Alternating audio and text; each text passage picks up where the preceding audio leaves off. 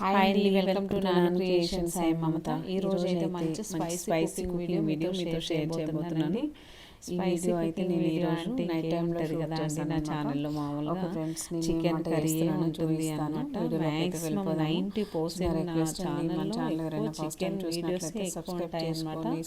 అంటే వెజిటేబుల్ కూరలు కూడా ఉంటాయి, పచ్చళ్ళు ఉంటాయి, పప్పులు ఉంటాయి, అన్నీ ఉంటాయి, ఫ్రైడ్ రైస్లు ఉంటాయి, ఎగ్ రైస్లు ఉంటాయి. కానీ అది పెట్టొచ్చు పెట్టకపోవచ్చు. నేను వెజిటేబుల్ కర్రీ చేసినప్పుడు వీడియోస్ అనేది పెట్టొచ్చు పెట్టకపోవచ్చు. ఈ చికెన్ కర్రీ చేసినప్పుడు ఖచ్చితంగా నేను వీడియో అనేది ఖచ్చితంగా అప్లోడ్ చేస్తాను అండి. అందుకని మ్యాక్సిమము ఎక్కువ అసలు నా ఛానల్లో చికెన్ కర్రీ వీడియోస్ ఎక్కువ కనిపిస్తూ ఉంటాయి. షార్ట్ వీడియో అయినా లాంగ్ వీడియోస్లో అయినా ఓకే. అందుకని చెప్పేసి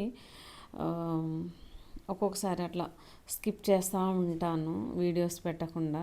చికెన్ది ఊరికి ఇదేనా అనుకుంటారని చెప్పి. ఓకే ఫ్రెండ్స్, చూసే కొంతమంది అయినా మంచిగానే చూస్తున్నారు నా వీడియోస్. ఓకే ఫ్రెండ్స్, ఇంకా ఇక్కడైతే నేను వీడియో అయితే స్టార్ట్ చేశాను అనమాట. కర్రీ ప్రాసెస్ గిన్నె పెట్టేసుకున్నాను, కావాల్సినంత ఆయిల్ తీసుకున్నాను.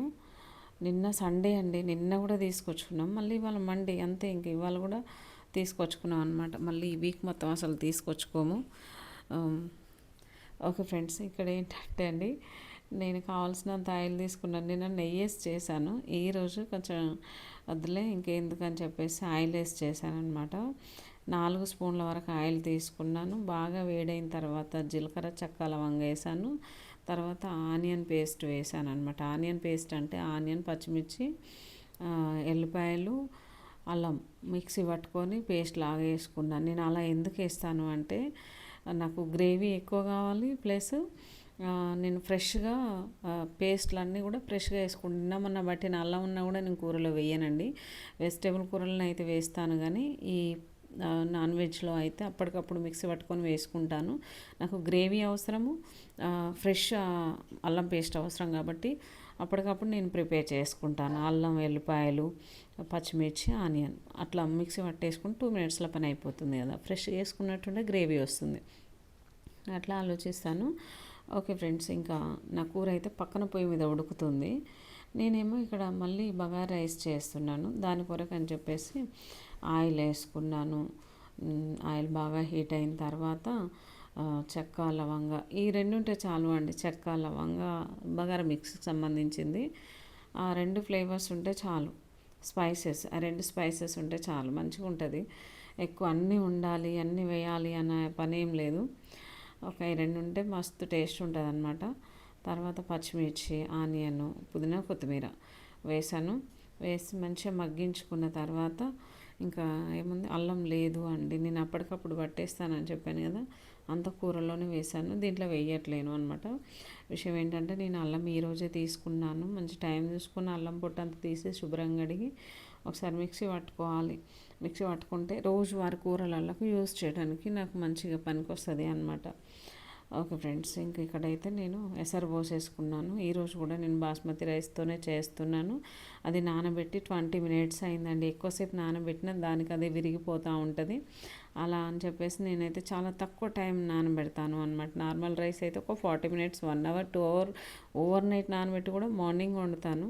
దానికి నో ఇష్యూ, నో ప్రాబ్లము. ఇంకా వీటికైతే 20 నిమిషాల కంటే ఎక్కువ నానబెట్టొద్దండి. అందుకని చెప్పేసి 20 మినిట్స్ నానబెట్టుకొని తర్వాత నేనైతే ప్రాసెస్ స్టార్ట్ చేశాను. ఇందులో టేస్ట్ సరిపడా సాల్ట్ వేసాను, మసాలా వేసాను టేస్ట్ కొరకు, కలర్ కోసం కొంచెం పసుపు వేసాను. మరి వైట్గా కనిపిస్తే బగారా రైస్ అంత బాగుండదు కదా అండి. మనకి మంచి లైట్ ఎల్లోయిష్గా ఉంటే లుక్ ఉంటుంది, టేస్ట్ ఉంటుంది, బాగుంటుంది కలర్ఫుల్గా. ఓకే, ఇంక ఇక్కడైతే నేను రైస్ వేసాను. దీన్ని అయితే మంచిగా కలిపేసుకుందాము.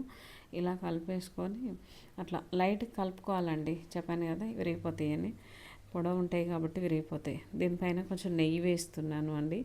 సరే, కొంచెం డిఫరెంట్గా ట్రై చేద్దాం అని చెప్పేసి నెయ్యి అయితే వేసాను, 1 స్పూన్ వరకు. నిన్న నేను అన్నంలో నెయ్యి వేసాను, కూరలో నెయ్యి వేసాను. సూపర్ అంటే సూపర్ టేస్ట్ ఉందండి, చాలా బాగుంది, మంచిగా ఉందండి. నెయ్యితో వేస్తే అంత బాగుంది. అందుకని సరే ఈరోజు నేనేం చేశాను, రైస్లో వేసాను కానీ కర్రీలో అయితే వేయలేదు అనమాట. ఒకసారి ఇట్లా బాగా మిక్స్ చేసేసుకొని వదిలేద్దాము. ఒక 6-7 నిమిషాలు వదిలేస్తే మనకు రైస్ అనేది పక్కన ఉడుకుతుంది. ఓకే, ఇంకా పక్కన పొయ్యి మీద పెట్టేశాను అనమాట. ఇది చూడండి, ఇక్కడైతే కర్రీ నేను ఆయిల్లో ఉడికిస్తున్నాను. ఎప్పుడైనా సరే గ్రేవీ మసాలాలు అన్నీ పట్టించి తాలింపులో వేసేదాన్ని. ఒక్కొక్కసారి అలా చేస్తాను, ఒక్కొక్కసారి ఇలా చేస్తూ ఉంటాను. నాకు నచ్చినట్లుగా చేస్తూ ఉంటానండి. చూసే వాళ్ళకు కూడా ఎప్పుడు ఇదే ప్రాసెస్ ఈమె చేసేది అనుకుంటారు అని చెప్పి నేను అప్పుడప్పుడు అలా చేంజ్ చేస్తూ ఉంటాను. ఎట్లా చేంజ్ చేసినా ఎలా వండినా సరే సూపర్ టేస్ట్గా అయితే వండుతాను. ఖచ్చితంగా తిన్న ప్రతిసారి కొత్తగా ఉంటుంది, టేస్టీగా ఉంటుంది. అలా చేస్తాను అనమాట. ఓకే, దీంట్లో అయితే కొంచెం పసుపు వేసుకున్నాను. ఆల్రెడీ నేను తాలింపులో ఆనియన్ పేస్ట్ వేసానని చెప్పాను కానీ అందులోనే అల్లం ఉన్నది అనమాట. ఇప్పుడైతే నేను పసుపు వేస్తున్నాను. పసుపు మరీ ఎక్కువ వేసుకున్నా బాగుండదు కదా అండి, పసుపు వాసన వస్తూ ఉంటుంది. ఇంకా అందుకని చెప్పేసి సరిపోయేంత వేసాను. దీన్ని బాగా మిక్స్ చేసుకున్న తర్వాత ఒక 2 స్పూన్ల వరకు కారం వేసానండి. మరి స్పైస్ ఏం తినము, మరి ఎక్కువ తినము. ఏదో నాన్ వెజ్ కాబట్టి ఒక 1.5 స్పూన్ వరకు, అంటే కొంచెం ఎక్కువ వేసుకుంటే బాగుంటుంది. చూడండి, కారం వేసుకున్న తర్వాత దీన్ని అయితే మంచిగా కలిపేసుకుందాము. ఇలా కలిపేసుకొని ఇందులో అయితే వాటర్ పోసుకోవాలండి. కొంచెం వాటర్ పోసుకుంటే పీసెస్ అనేది మనకి పర్ఫెక్ట్గా ఉడుకుతాయి. కొంచెం ముద్దగా కాకుండా కొంచెం పల్స గ్రేవీ లాగా వస్తుంది కదా, అట్లా ఉండటం కొరకు నేనైతే కొంచెం వాటర్ అయితే పోస్తాను అనమాట.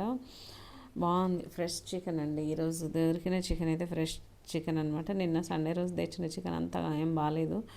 ఇంకా రష్ ఎక్కువ ఉండి కూడా వాళ్ళకి మంచి చికెన్ ఇవ్వరు అండి. మనకు చికెన్ని బట్టే కూర టేస్ట్ వస్తూ ఉంటుంది. చూడండి ఎంత బాగుందో చూడడానికి. నేనైతే ఇదంతా వాటర్ పోసేసుకొని ఒకసారి బాగా ఇలానే కలపాలండి లైట్గా, అంతే. ఎక్కువ కలిపి మొత్తం బోన్స్కి పీసెస్కి తేడా లేకుండా మొత్తం ఊడిపోయేలా కలుపుకోకూడదు. ఇంకా చూడండి పర్ఫెక్ట్గా ఉడుకుతుంది. ఒక 5 నిమిషాల పాటు అట్లా వదిలేద్దాము మూత పెట్టేసుకొని. ఇందులో నేను ఫైనల్గా అయితే చికెన్ మసాలా వేసాను అనమాట.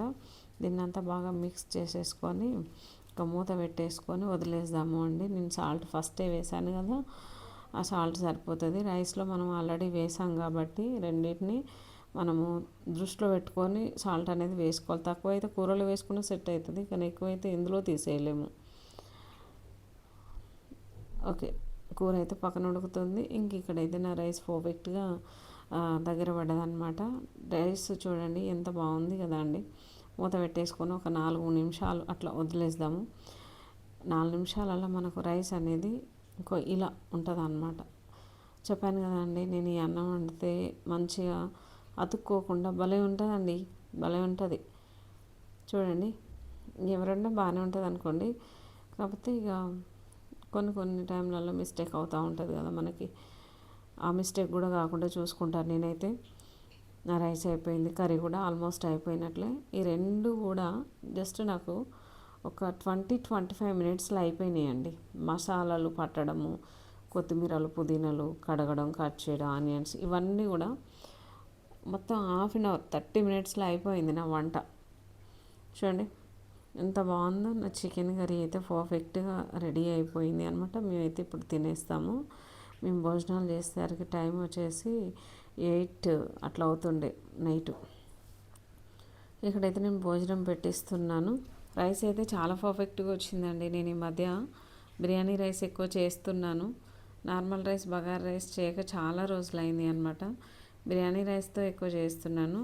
చూడండి ఎంత బాగుంది నా రైస్ కర్రీ, చాలా టేస్టీగా ఉంది. చూడడానికే కాదు, తింటే కూడా సూపర్ టేస్ట్ అనమాట. ఓకే ఫ్రెండ్స్, ఇంకా చూసారు కదా, ఆల్మోస్ట్ నేను వీడియో మొత్తం కవర్ చేశాను. ఐ హోప్ ఈ వీడియో మీకు నచ్చింది అనుకుంటున్నాను. నచ్చితే లైక్ చేయండి, షేర్ చేయండి. మన ఛానల్ ఎవరైనా ఫస్ట్ టైం చూసినట్లయితే సబ్స్క్రైబ్ చేసుకొని సపోర్ట్ చేయండి friends. Okay friends, bye. Thank you for watching. Next వీడియోలో మళ్ళీ కలుద్దాం. Bye, take care.